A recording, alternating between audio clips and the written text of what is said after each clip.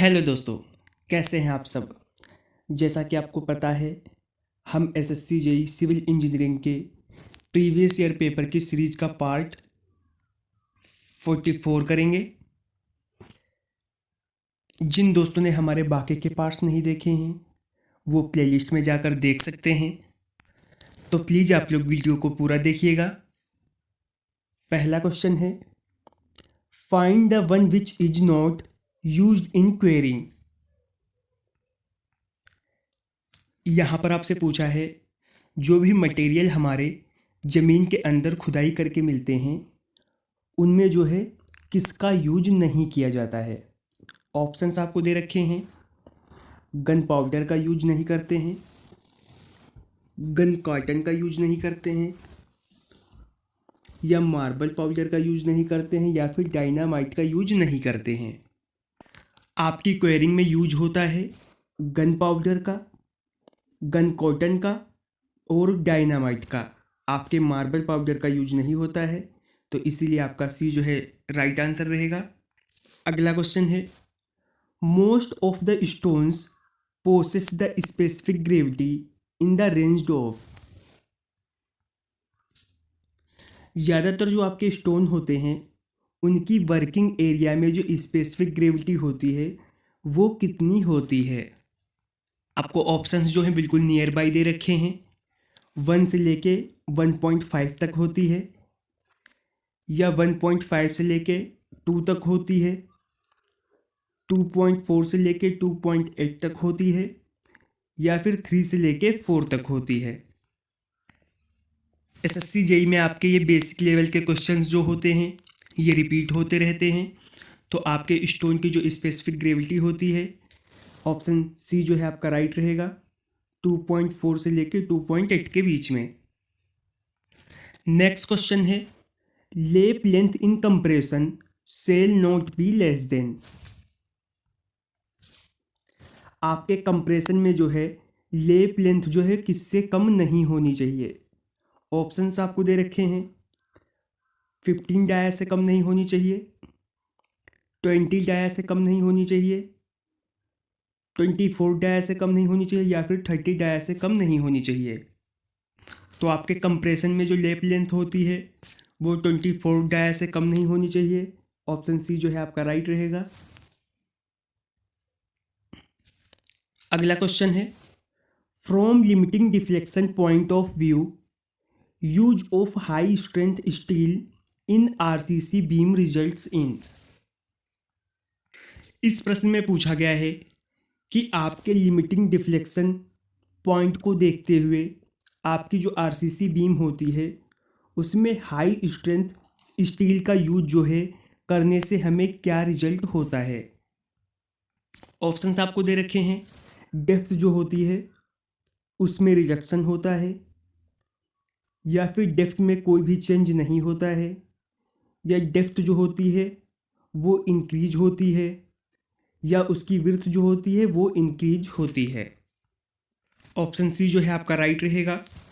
Depth जो होती है वो इंक्रीज होती है। अगला क्वेश्चन है, the maximum allowable percentage of tension reinforcement in RCC beam is.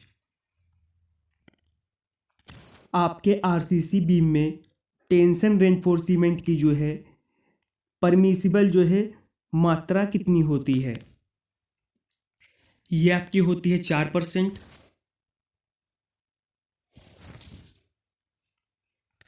आपके आईएस कोड से भी जो है क्वेश्चंस पूछे जाते हैं।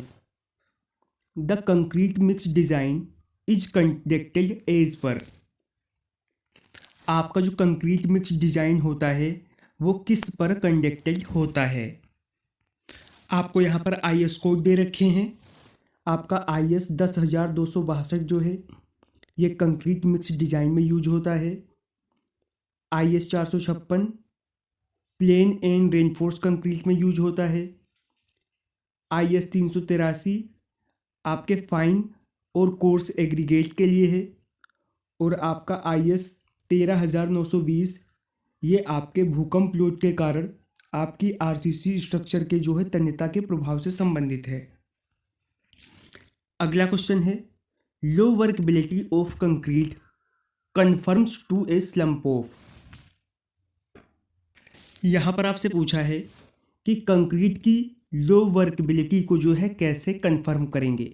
आपकी जो है स्लम्प वैल्यू कितनी होनी चाहिए, 25 से लेकर 75 mm तक होनी चाहिए, 50 से 100 mm तक होनी चाहिए, 75 से लेकर 100 mm तक होनी चाहिए, या फिर 100 mm से लेकर 150 mm तक होनी चाहिए।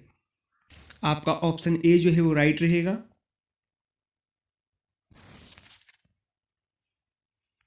ये आपका एसएससी जेईई 2011 और 2019 में भी पूछा गया था।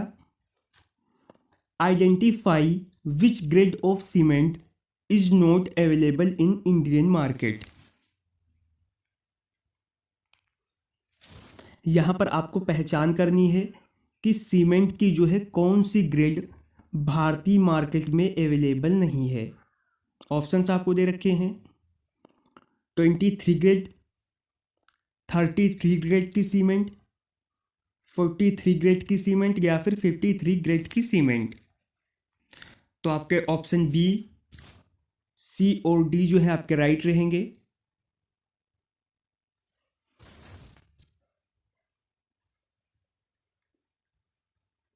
आपके 23 ग्रेड की जो सीमेंट है वो इंडियन मार्केट में अवेलेबल नहीं है।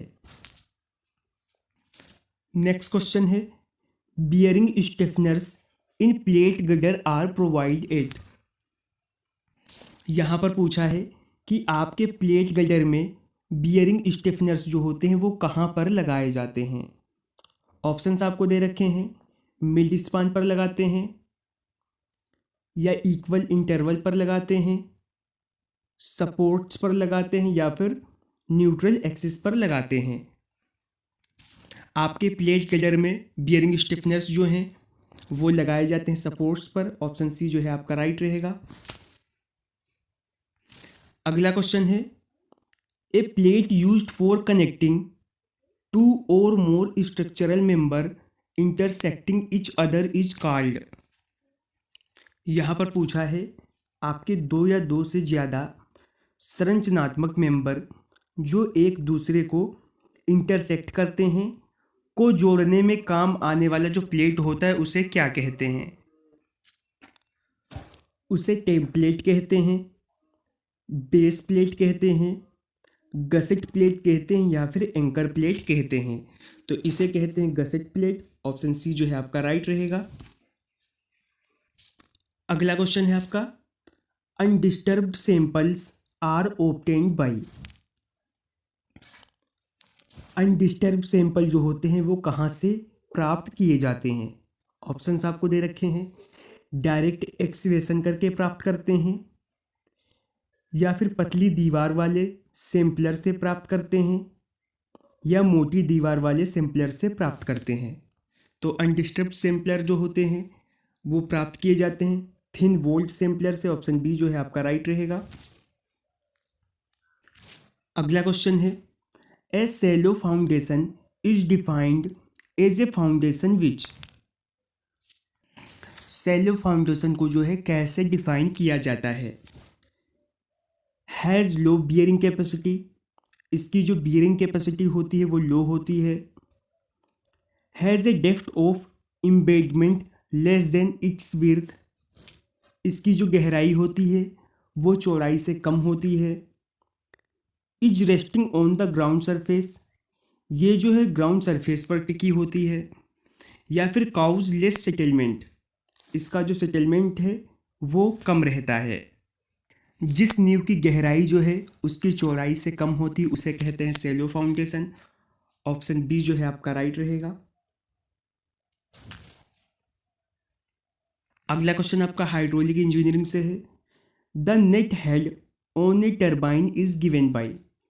टरबाइन में जो नेट हेड होता है वो कहाँ से मिलता है। तो आपका ऑप्शन बी जो है वो राइट रहेगा, gross head minus head loss due to friction से। अगला क्वेश्चन है which of the following statement is incorrect. यहाँ पर आपसे पूछा गया है कि नीचे दी गई स्टेटमेंट में से जो है कौन सी जो है स्टेटमेंट गलत है। ऑप्शन ए दे रखा है the reaction turbine are used for low head and high discharge. जो आपकी रिएक्शन टरबाइन है उसका यूज जो है लो हेड और हाई डिस्चार्ज के लिए करते हैं। ऑप्शन बी है आपका the angle of taper on draft tube is less than 8 degree. Draft tube के टेपर का जो एंगल होता है वो 8 डिग्री से कम होता है। ऑप्शन सी दे रखा है a Francis turbine is an impulse turbine. जो आपकी फ्रांसिस टरबाइन है वो एक इम्पल्स टरबाइन है या फिर नन ऑफ दीज, इनमें से कोई नहीं। आपका ऑप्शन ए और बी तो राइट रहेंगे और आपका इनकरेक्ट है ऑप्शन सी। अगला क्वेश्चन सर्वे इंजीनियरिंग से है geodetic survey is different from plane surveying because of. जो आपका जियोडेटिक सर्वे है वो प्लेन टेबल सर्वे से अलग क्यों है। ऑप्शंस आपको दे रखे हैं very large area is covered, बहुत बड़े एरिया को जो है कवर करता है।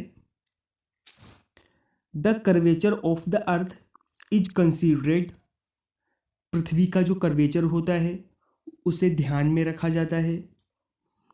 या अंडुलेशंस ऑफ द टोपोग्राफी, टोपोग्राफी की जो है स्थलाकृति पर निर्भर करता है। या फिर the large difference of elevations, इनके एलिवेशंस में जो है बहुत ही ज़्यादा डिफरेंस होता है। आपका ऑप्शन बी जो है वो राइट रहेगा, इसमें जो है पृथ्वी के कर्वेचर को कंसीडर किया जाता है।